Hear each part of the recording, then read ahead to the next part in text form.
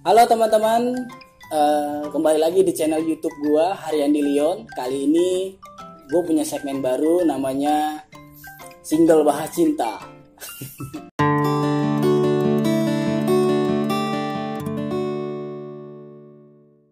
Kali ini gue sama Tika dari foundernya Indonesia Moral Revolution. Bersatu. Oke, nanti boleh dilihat di sini Instagramnya. Kalau saya niat. Ya, jadi untuk episode perdana ini, gue mau bahas tentang pendekatan. Jadi menurut lo, Tika, sebelumnya lu pernah nggak sih dideketin cowok? Sering lah. Sering. Oh sering. Kan ini bahas tentang cinta. Soalnya kan pasti ada yang dekat, ada yang menjauh, selalu seperti itu. Nah ini kan bahas tentang kita dideketin, kitanya ngedekat, dia ngejauh, ya gitu dah. Nah gini, ini kan bahas tentang cinta nih. Oke, cintanya nggak usah jauh-jauh deh, kita bahas tentang pacaran dulu. Kalau cowok deketin lu biasanya gimana caranya? Maksudnya? Ya kalau cowok, gimana nih? Lu pernah pacaran kan? Pacaran pernah 1 kali. Oke, ada proses PDKT-nya nggak? Ya ada Landi. Nah, Aduh, gua ceritain apa nih? enggak sih, cuma maksudnya Kayak gimana awal akhirnya bahwa itu sebuah pendekatan gitu. Lu tahu kalau dia deketin lu untuk jadiin pasangan gitu. Gimana caranya taunya ya feeling aja sih, kayak saling kayak kode terus kasih action. Soalnya kalau kode-kode doang kan nggak ada apa namanya kayak sinyal-sinyal gitu kan. Jadi kayak ada sinyal dia kayak dia antar jemput misalnya kayak gitu-gitu. Oh dari pendekatan aja udah antar jemput. Makan bareng. Kenapa? Dari pendekatan aja udah antar jemput. Iyalah, udah ketemu gitu. Maksudnya makan bareng, ngobrol gitu. Ya selayaknya temenan dulu, gak mungkin langsung apa kucuk-kucuk ngomong gitu kan. Ya prosesnya pasti pertemanan sih gitu. Oke. Dan ya biasanya memang awalnya pertemanan ya, kayak udah mulai kenal deket gitu kan, baru kayak rasa itu tumbuh gitu kan. Iya dong. Nah, emang kalau menurut lu kan sekarang banyak nih orang-orang yang, kalau bagi lu, menurut lu berapa lama masa pendekatan yang efektif untuk jadi pasangan? Kalau gue pribadi, gue orangnya tipikal orang yang harus kenal lama dulu, maksudnya temenan dulu gitu.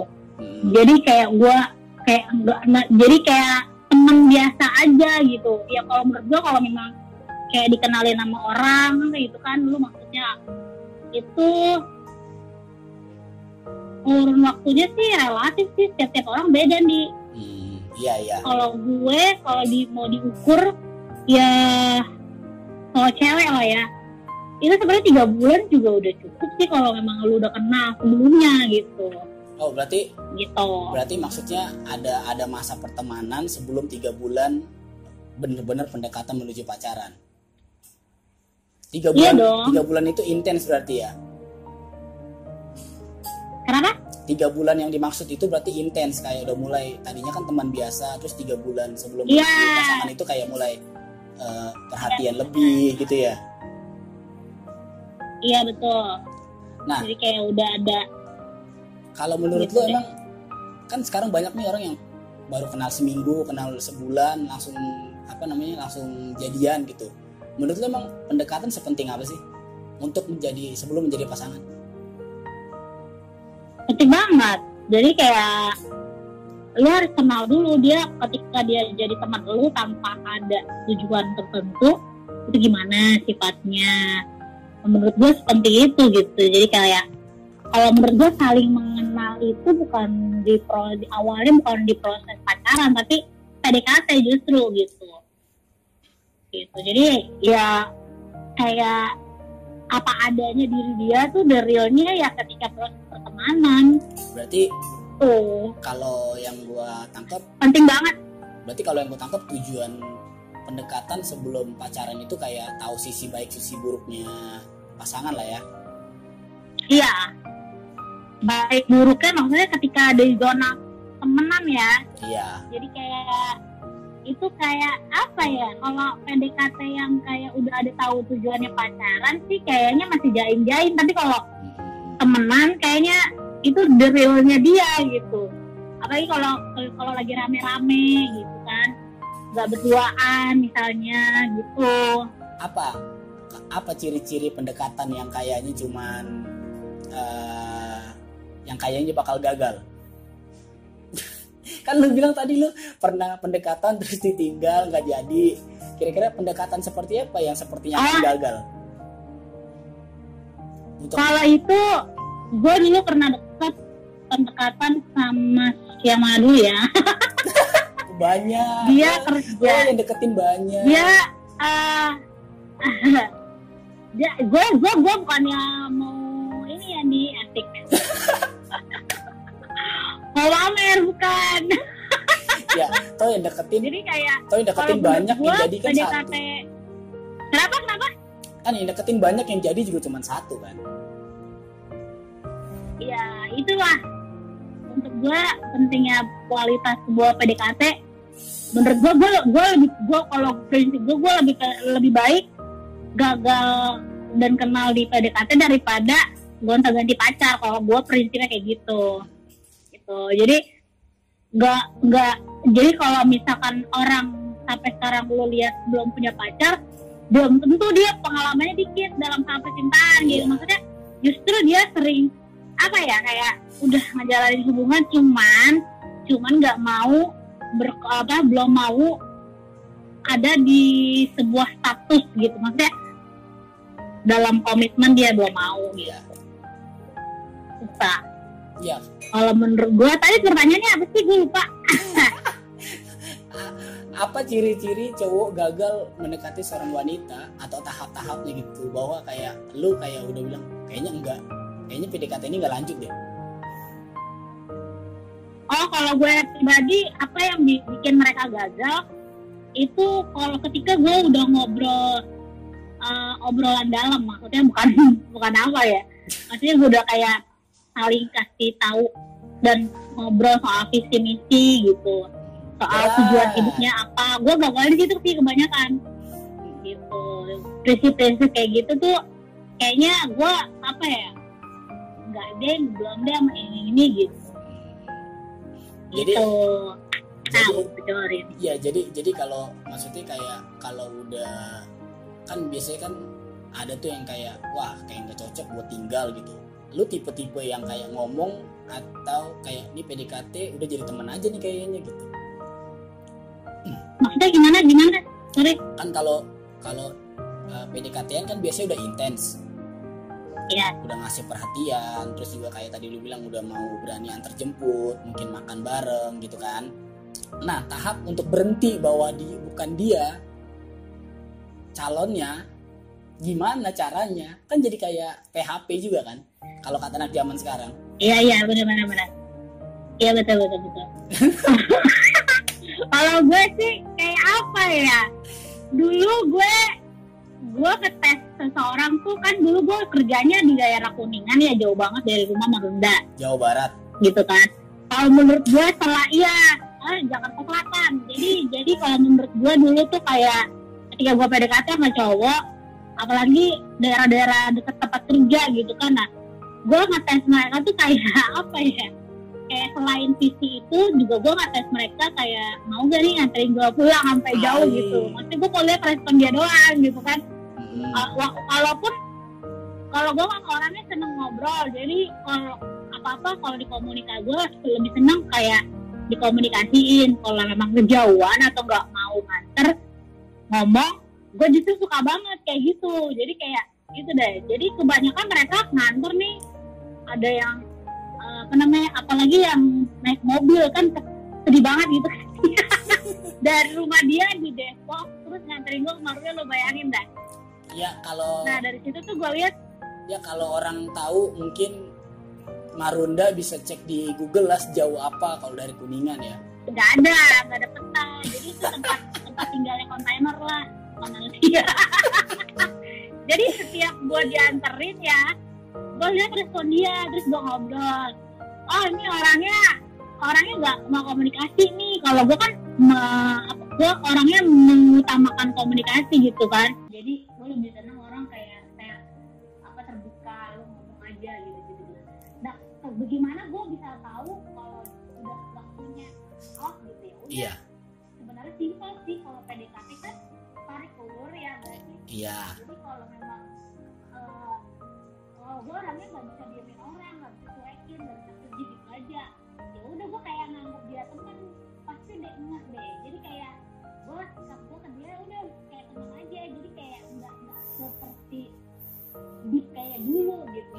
Misalkan dulu misalnya tanya apa ya, kalau gue paling seneng kayak kalau lagi PDKT kayak saya harian gimana, Iya. ngapain aja gitu.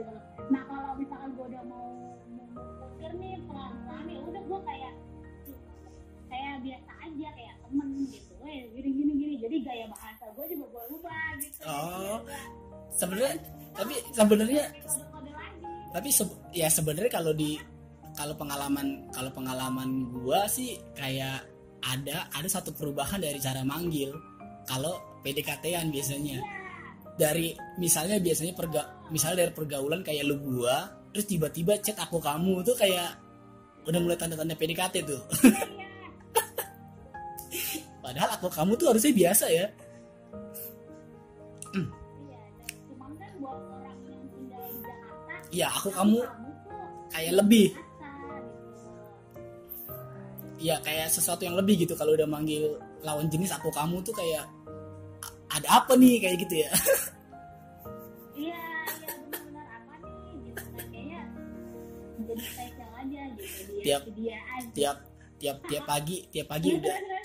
pagi udah WA ya. Udah WhatsApp.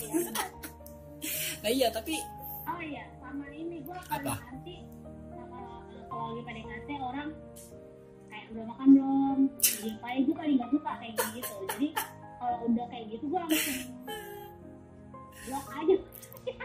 Gue langsung gak mau tambahin lagi gitu. Karena gue bukan orang yang suka begitu. Soalnya lu sering telat makan ya. Lu malas diingetin. Makanya pakai diingetin kan, lu kan datang sama gue kan gitu. Nah kalau kan itu kan mungkin di umur lu ya mungkin diingetin makan itu males. Mungkin di umur kita. Nah, gue dari dulu, dari zaman gua sekolah kan pasti kayak gitu. Udah males. Gue semua kayak iya apa sih gitu. Gue jadi kayak iya. Oh, jadi beda ya. Mending gitu kali ya. Jadi mending diajak makan daripada cuma diingetin. Iya, gue lebih suka diajak daripada diingetin. Ini kode juga nih. Menurut gue love itu action, love itu kata kerja. Jadi ya lu harus doing something, buktiin baru ada praktik gitu. Berarti kalau tadi lo bilang tadi kalau cara nolak, bukan cara nolak, kayak ngeberhentiin tahap PDKT itu kayak udah balik lagi ke arah teman. Berarti kayak tadinya aku kamu mungkin jadi balik lagi ke lu gua lah, hal simpelnya. Iya.